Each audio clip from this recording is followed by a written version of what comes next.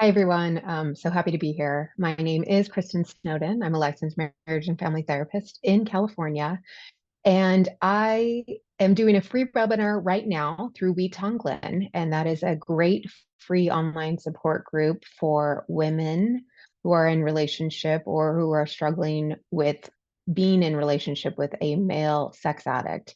But this webinar is going to possibly resonate with anyone who is in a relationship crisis after uncovering an unknown addiction. Maybe there's infidelity, maybe there's patterns of an emotional abuse cycle going on with like gaslighting, name calling, bulldozing, etc. Because today we are going to talk about some types of what we call trauma bonds. Those are bonds that occur in the presence where there is danger, shame, or exploitation. Um, and under the umbrella of the concept of trauma bonding, there is this model of exploring relationship dynamics where there is healthy intimacy, healthy, vulnerable, honest intimacy, or there are relationship dynamics that are built upon kind of superficial intensity seeking cycles. Why are we going to talk about this? Well, first and foremost, a lot of you are here are betrayed partners. And many of you during our various workshops and our free online webinars that we provide ask a similar question, which is how could my betraying partner, the acting out addict, um, be so obsessed and spend so much time on their acting out behaviors with their acting out affair partners. And of course you take it so personally that they've, kind of love bomb the affair partner, or they go out of their way to engage with someone online, or do these obsessive, time intensive, focused behaviors that are so out of character from the person you've known, from the person that you've been in relationship. And you're just trying to make sense of what was going on, what was driving their behavior. And this intimacy versus intensity model can really help you understand that, help you kind of take the focus off of yourself. Because as we know, your partner's acting out behaviors are their behaviors. They have nothing to do with you. They were just a poor coping skill to get through their own darkness. And so understanding this intimacy versus intensity model can help you with that. Another reason why this webinar might be helpful is if you might be taking a step back, really assessing the quality and health of your own relationships. Maybe you, after reading this, resonate with a lot of stuff I'm going to be talking about around trauma bonds and intimacy versus intensity cycles. And you want to explore if you have attachment issues in this area. Now, I want to caveat this. A lot of this work is going to be based off of Pat Carnes' The Betrayal Bond, Breaking Free of Exploiting Relationships. And I want to make sure that you understand that I don't 100% endorse everything said in this book, because sometimes it is written a long time ago and there's a little bit of codependent language in there. This idea that, if you're in relationship with an addict, you're part of this cycle, this vicious cycle of intensity seeking and moving from one extreme dramatic moment to the next.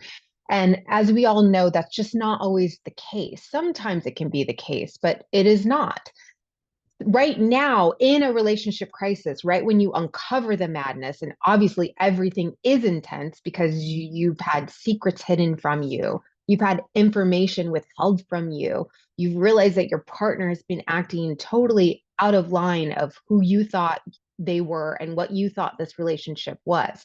So, of course, the nature of uncovering this stuff will bring intensity to these moments. And so you'll hear a lot of these symptoms and patterns and think, oh my gosh, is this me? And the answer is not necessarily, because if in this intense moment, in this crisis moment, these symptoms will show up. But the big question is there a chronic pattern of these symptoms and circumstances showing up in not just your primary relationship, but other relationships? This is the other thing.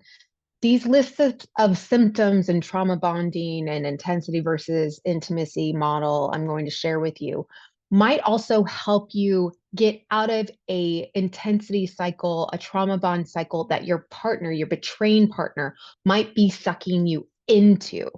So sometimes, not always, a betraying partner is kind of acting outside the marriage, doing their thing, engaging in these trauma bonds, engaging in this intensity seeking cycle. But then when the shroud of secrecy is pulled and they now know you're a part of this, you know what's going on. Sometimes they, in their own sickness, can kind of suck you in to this intensity seeking cycle. And this information that I'm going to share with you today will really help you kind of notice and be able to put a name to what's going on so you can stop this cycle and move back into a healthier way of engaging with your partner or others and talking about boundaries, etc. So with that said, and you're always welcome to type in questions in the Q&A and chat. I'll be answering them after that. Let's talk a little bit about what the symptoms are of a trauma bond. So first, a trauma bond is a dysfunctional attachment that occurs in the presence of danger, shame, and exploitation. They are the opposite of what we call secure attachment, where there's safety, consistency, predictability, etc.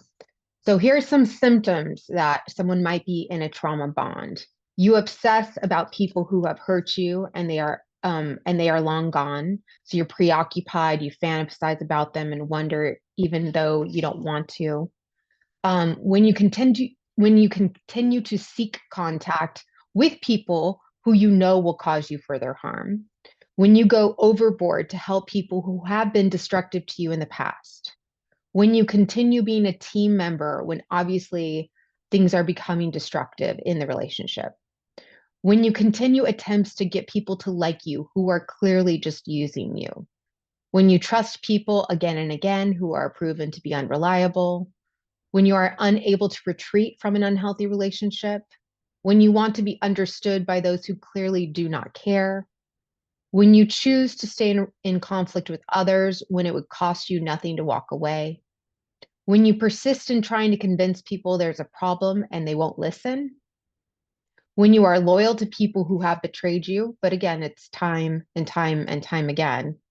When you are attracted to untrustworthy people, and again, it's not one time, it's a pattern. When you keep damaging secrets about exploitation or abuse.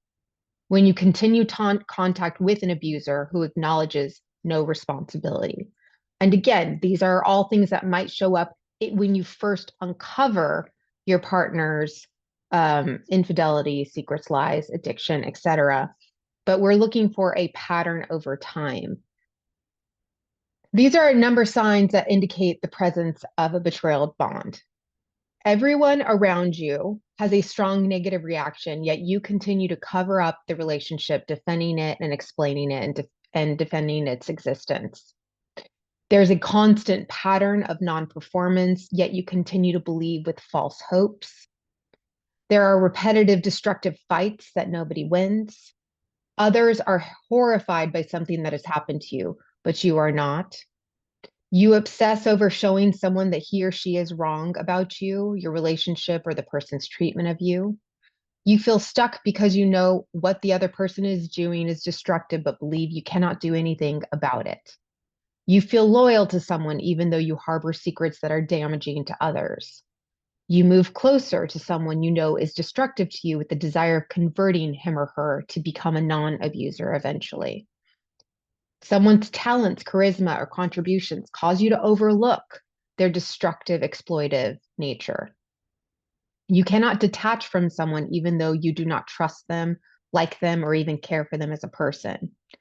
You find yourself missing a relationship, even to the point of nostalgia and longing that was so awful it almost destroyed you.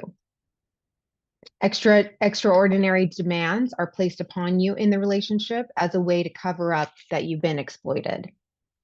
You keep someone else's secrets and their destructive behavior towards you becomes all out of the good and the importance of their position or career. The history of your relationship is about contracts and promises that have been broken, and you're continued to overlook those broken promises and contracts.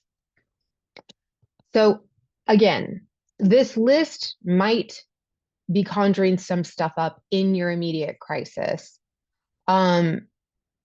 It's good to just know that you want to maybe take pieces of these and start moving away from them with healthier boundaries. And we can talk more about that during the Q&A.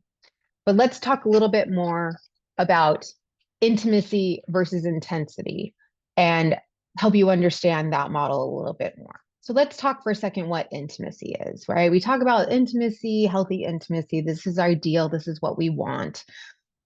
Intimacy, we use the term into me, you see, to help you understand that if I am in a healthy, intimate relationship, I should feel safe with the other person to be who I am. So into me, you see. And they should feel safe to say, this is who I am. I'm imperfect, but we're doing the best that we can. And we help each other feel safe enough to go about this world supportive of one another and kind of making corrections as we need because we're in relationship.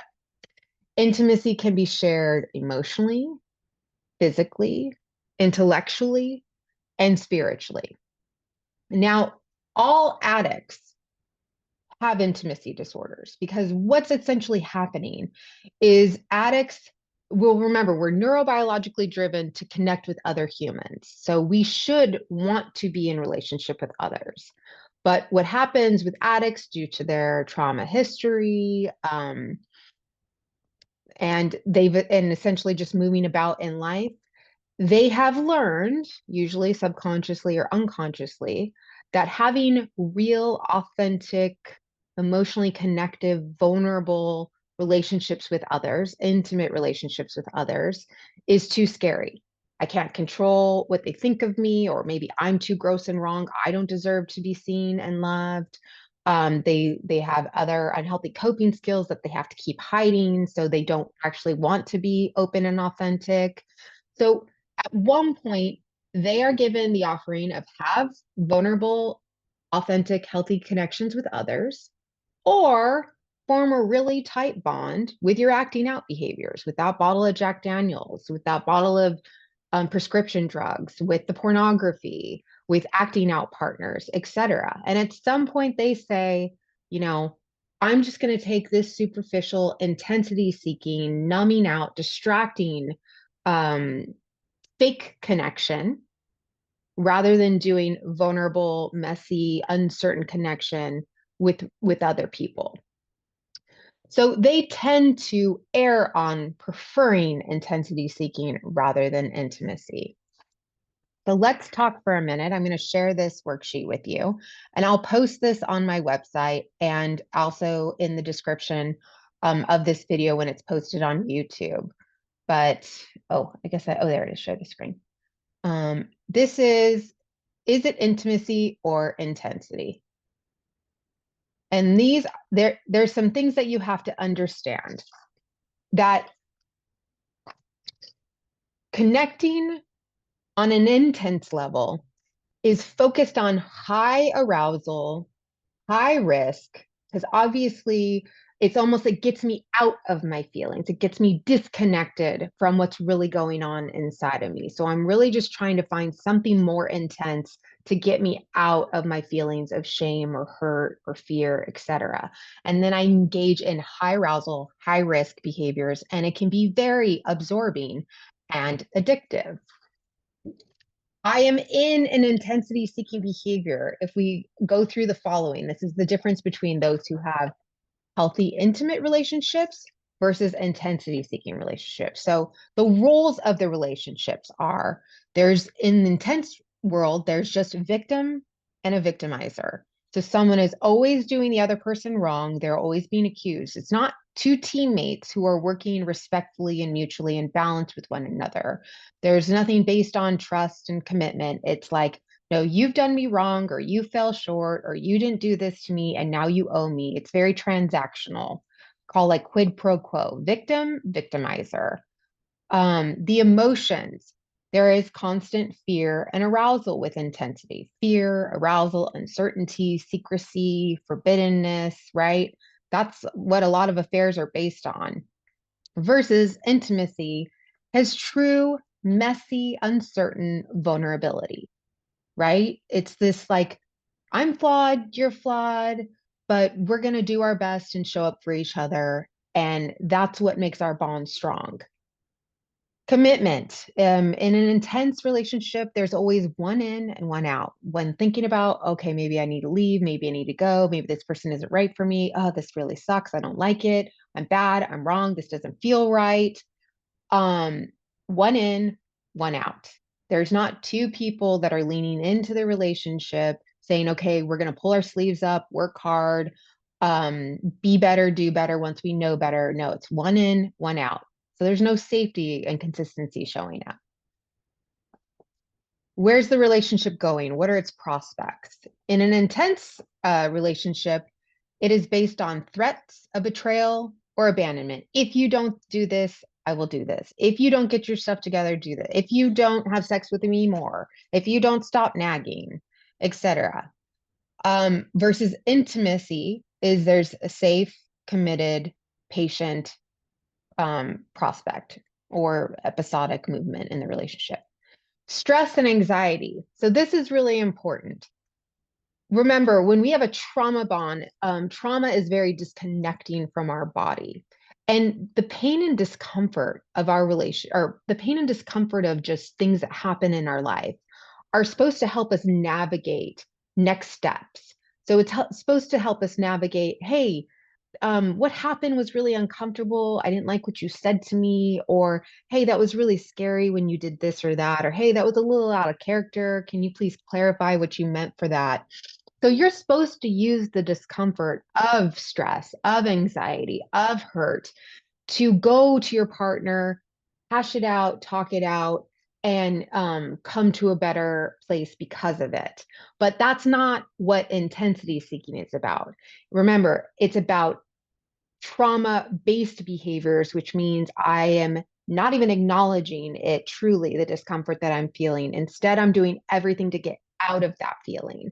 So I will make a really big dramatic exit instead of actually talking about my anxiety and hurt. I will threaten somebody to bring the intensity level up and escalate it instead of calming things down and talking about what happened and how we need to get to a better place in space. Intensity seeking behaviors aren't using the pain and discomfort to move to solutions and negotiation.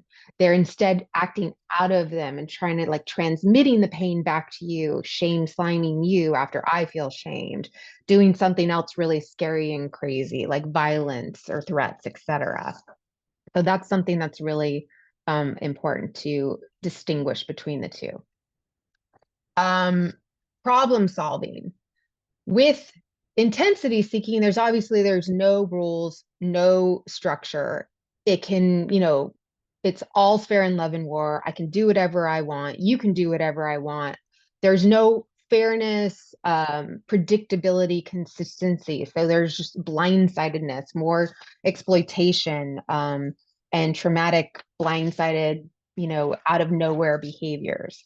Whereas intimacy, there's this idea that we use fair fighting, maybe no name calling, we uphold boundaries, we respect each other, etc.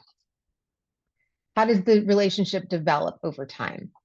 In intensity seeking, there's high distraction from relationship and self. Like I said, it's all about disconnecting from my body. And it's really, I think I have intense feelings about somebody, but it's really based on fear and arousal and moving from one intense dramatic moment to the next or doing something so forbidden and secret. Not this growing connection with someone that it's like, wow, they really know me and they would like pull their sleeves up and fight for me and fight for this and have tough conversations to get through tough things together with me, right? That's intimacy versus intensity. Openness in the relationship. Obviously, with intensity, there's just lots of secret keeping, fractured truths, whereas an intimate relationship, there's no secrets, there's transparency and honesty. conflict resolution. There's a huge difference in intensity-based relationships where, like I said, it's all about escalating. Who can make the more dramatic statement? Who can do the more intense behavior? Who can make the more dramatic showing of threats or trying to show their love and devotion for the other person in an intense way, rather than intimate people want to get to a negotiation. They want to get back to the peace. They want to get back to the connectivity, the security of we are safe and this is a safe situation. And the rhythm of a relationship. There is one intense moment to the next, to the next, to the next in an intensity seeking behavior. Whereas in an intimate behavior, there is much more constancy, predictability, showing up, being attuned to someone else, having negotiations, having healthy communication. Yes, there's going to be hiccups where, again, at some point, we're going to take on some of the characteristics in an intense moment, in a crisis field moment, when we're not operating out of our higher functioning brain.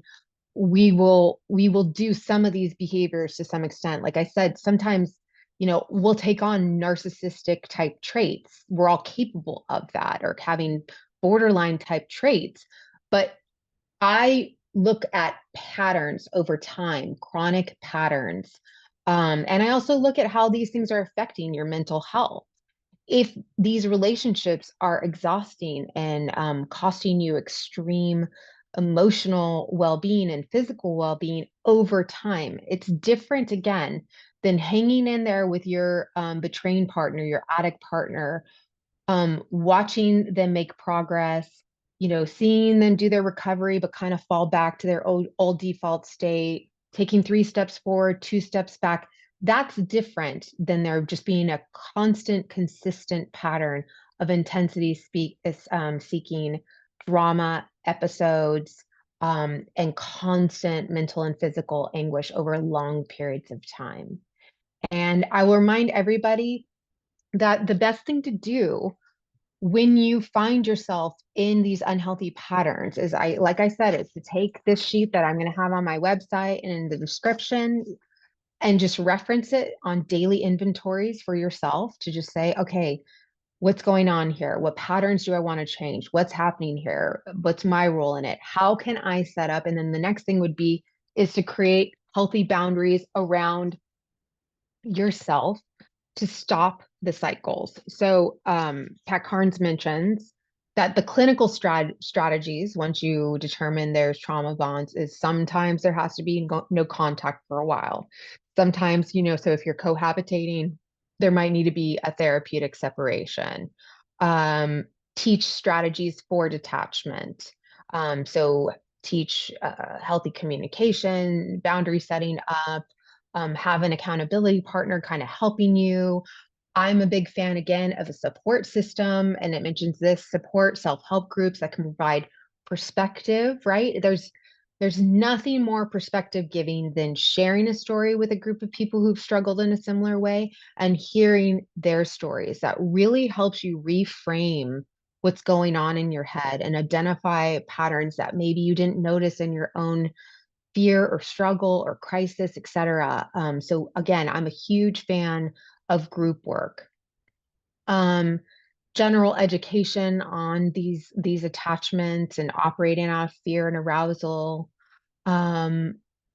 Disrupt the beliefs that there's uniqueness in this relationship. So meaning sometimes the trauma bond can be extended or maintained because there's this idea that, like, this is what real love is, this is it's supposed to be this constant battle and insanity cycle, and this is special and you have to fight and kind of endure this level of suffering all the time if there's real love.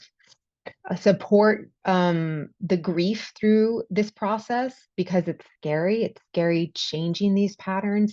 It's scary possibly leaving these relationships, right? A lot of us stay in these relationships because I can handle, or I know how to deal with the intensity and madness, and the insanity cycle of this relationship more than I know what it's like to be out there. Out there feels really scary and alone and too many unknowns. And to be frank, being in these trauma bonds really, really impacts your value and worth. Sometimes you don't think that you're valuable enough to have anything better than what's going on at this time. So there also has to be a lot of work on trauma healing, shame resiliency practices, etc. And like I said, boundary work. I'm trying to find my worksheet. I always offer on my website for free. You can upload what I always say is like the kind of little boundary Bible for how to connect with people on a daily basis. It can give you a little check-in of, did I keep my side of the street clean? I have this on my website, healthy versus unhealthy boundaries. And those can help you, again, pull yourself out of the insanity cycle and start making little incremental changes here and there. It can even just be, I wait an hour before I respond to a text message from a person that I'm in an unhealthy cycle with. Or, I go a full day with not engaging with them and see what happens to your body and to your system. And one more reminder is I have a new workshop starting on January 10th. So there's a few spots open. There's 4 spots actually open. You can go to KristinSnowden.com and sign up. And also, I am almost at 30,000 YouTube subscribers. So I would encourage you to sign up. I'm going to be giving a big offering to all my YouTube subscribers. So you can take a minute to click subscribe and join the group, and I'll have an offering for that once I hit 30,000. And I'm looking forward to your questions. It can be about any topic whatsoever. The question was, I'd love to know if a couple can have passionate sex in recovery. Well, I mean, absolutely. Because again, there's a difference between passion. There can be extreme passion post-recovery because the idea is actually now we're not working in fear and secrecy and intensity. We're working from, we've seen each other at rock bottom at our worst, and we're still hanging in there with each other. And there can be an even higher level of intimacy and passion once someone feels that kind of true raw vulnerability of like, we jumped off the cliff and here we are still trying to be together. There's a question from someone, a couple that was once trauma bonded can create a healthy relationship in recovery. Absolutely. It is relearning a lot. There's a lot of new rewiring. So there's people that can be wired into this intensity seeking. And because honestly, that's like saying, can anyone get recovery, period? Because at some point, I'm reaching out to the alcohol or the prostitutes or the porn because I don't know how to do real intimacy. I don't know. I have really low level of tolerance in my body to connect in an intimate way. I don't feel worthy. I have a lot of shame. I have a lot of evidence the way that I suck. And so recovery is clearing all that out. And theoretically, both the betrayed partner and the addict partner can do the work to clear those things out, rewire their trauma brains, notice what is intensity seeking and what actually intimacy is, help the body feel safer with intimacy, make them feel like they're not dying when they're exposing themselves to real, vulnerable, authentic, honest connection. Time, evidence, patience, those can all lead to a healthy relationship in recovery. When do they feel empathy? When it gets bad enough that they need to take a look in the mirror and realize that maybe it's not everybody else, but maybe it's actually me. And when do they feel empathy? I find they start developing empathy when they do group work, because again, they hear addicts themselves who've struggled in a similar way, who had, the sad childhood or the unfortunate circumstances, or, thought that they were great because they provided for their family and they coached their kids' team, but then really they were doing these horrible secret behaviors that harmed others and hurt their partners deeply.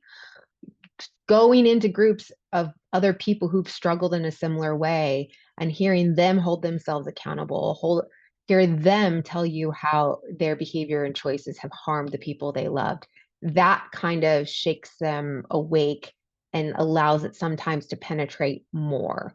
Because with the example that I gave too, where the daughter tried to see if the father could hear some hard things, they're highly defensive. They're highly invested in cutting out yucky feelings. They don't want to use the yucky feelings, the guilt, that I'm living in misalignment to my values and goals. I've broken promises. I've harmed other people with my behavior and choices.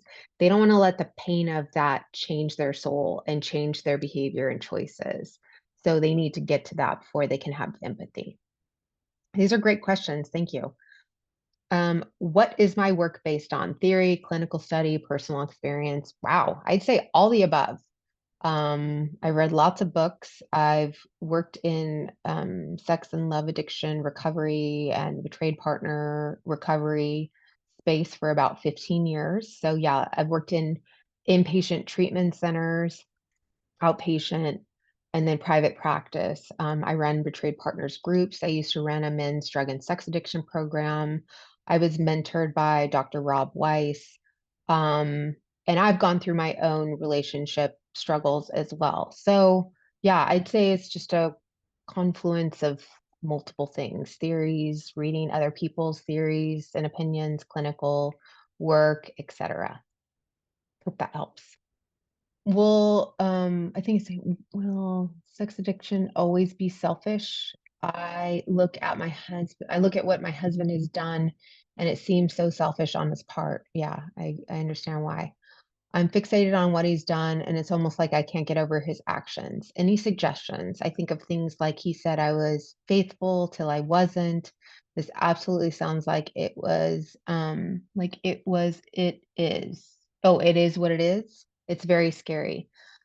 Yeah, I can understand that. I think a big shifting moment is when they show a lot, meaning the betraying partner, the addict partner shows a lot better understanding and connection of what caused them to go act out in the specific ways they did, what need they thought that they were serving, all the things that they had to ignore, minimize, justify in their head to keep doing this acting out behavior, and acknowledging the harm that it caused. When you start hearing them operate from that big, broader picture, painting a bigger picture, right? Instead of being in this, again, intensity seeking, I felt bad, so I would go seek out pleasure because I wanted to get out of my pain, and I didn't until I did.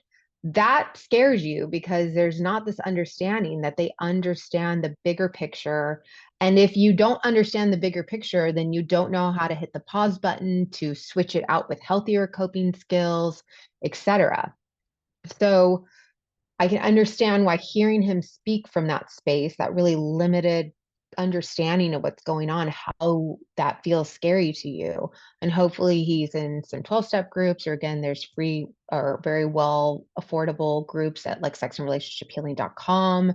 There's CSATs who can all help him develop a better language and understanding for why he acted out in the way that he did, how he had to kind of put up these defenses to kind of ignore the fact that he was cheating and lying and sneaking around and going against his values and um, pushing back on guilt and other pain and discomfort to go get these needs met outside, etc. You want to hear them understand that. Ooh, there's a lot. I'm not sure if we're gonna be able to get through all these. Wow. Okay. He says that attending 12-step meetings and listening to the stories of others is triggering and activating his addiction. He is playing solitaire on his phone repeatedly to soothe his uncomfortable feelings. Feels a dopamine hit while playing. I can understand that 12-step meetings would be triggering, probably at first. I get that there's also sometimes unhealthy people or unhealthy meetings but I still err on the person going to a group of some kind, a group of other people who have suffered and struggled in a similar way. Hopefully there's some people who have some quality clean time, some quality recovery in there that he can work with as a sponsor and start working the 12 steps and feel less triggered and activated as they start going through the work. I hope he's not confusing uncomfortable feelings of like dealing with the consequences of the bad choices he's made, hearing people in struggle. I hope he's not confusing those uncomfortable feelings with being triggered and activated in his addiction, right? Like addicts don't even know what they're feeling. They just kind of confuse and enmesh all their emotions. Like one classic story I had from a sex addict. He was a gay male and he was at a men's meeting, and he said this guy was standing up telling this really powerful story about the trauma he went through and the suffering he went through and how he's been really trying to get recovery. And this newly sober, right? He's not had years and years of recovery client said, it was a really, really sad story. I really wanted to have sex with him. And I was like, wait, did you feel compassion for him or did you want to have sex with him? And he's like, I don't know. I just wanted to have sex with him. And so I use that example to help you understand that they are kind of babies, they're toddlers at understanding their feelings. They might be kicking and screaming on the ground because they're hungry, because they're hurt, because they're sad, because they feel shame, because they feel guilty. They don't know. They're at the beginning stages of experiencing uncomfortable feelings, not getting out of them, hopefully, and learning, okay, this is sadness, this is shame, this is guilt, this is I don't know, anger, this is fear. Okay, what's it trying to tell me? What's a healthy way of dealing with it? What do I want to do in this state? Who am I? So I don't know the answer to that, but he might not realize that he's actually dealing with healthy emotions. Can a sex addict who has been this way for over 35 years recovery or be in recovery without doing a 12-step program or having a sponsor? My husband says that since he has turned his life over to God and got baptized from the person who he was is now gone. The person is no more. I feel like I am being gaslighted because I still see his behaviors, um, his addiction behaviors. FYI, he did go to treatment for 45 days, but I do not trust him at all. Well, let's just go with the last sentence. It doesn't matter what your partner is doing or not doing. Your body is not feeling calm, safe, feeling like there's a consistency and like you could ever have intimacy with him because you don't trust him. But let's talk about his stuff.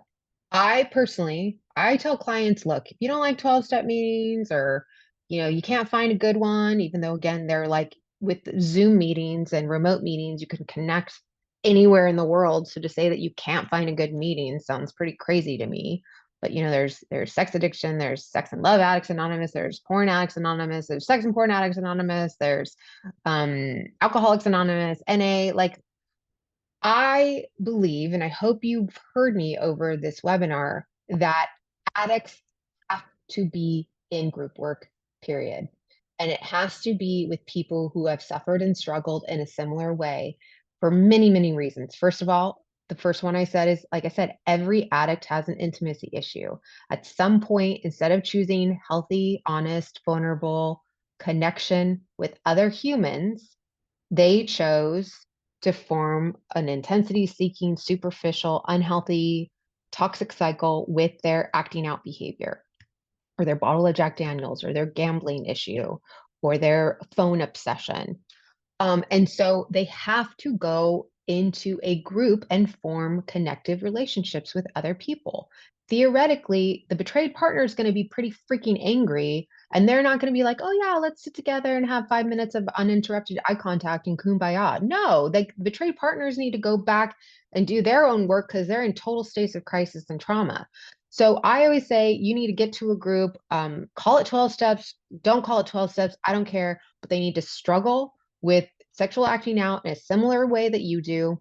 And some of them with good recovery, you need to go to those people with good recovery and say, how do I go to there? Tell me how you pulled together 2-3 years of quality recovery. intimate connection with other guys, intimate connection with your partner. Show me how. I don't think addicts can do it alone because they'll just stay in their own place and space. And again, I talk about all this stuff with Scott Brasser and I's book, this Life Anonymous. It said, "This is validating. Thank you." Oh my gosh, perfect timing. I just finished. So yeah, I just want to say thank you for having me. Remind you to check out KristinSnowden.com for further resources. And my YouTube channel is also Kristin Snowden. And I'm always grateful to We Tonglen. I always refer people to this resource. It's a great, great resource. And I'm so glad that you guys are all leaning into each other and supporting one another and sharing resources. I jump in the site sometimes and I see all of you sharing and connecting, and thank goodness. Thank you for having this resource. Thank you, Kristin. You are my favorite webinar host, always ready to jump and do a Oh, webinar. And thank anytime you want to you. come back, we're always happy to have you. All right. So Thank you. send me all the information. I'll post your classes that are coming up. Actually, I just got the email. Okay. I can do it. All I right. can do it. I'll post it. Oh, okay. All right. Have a great afternoon. All right. Happy holidays, everyone.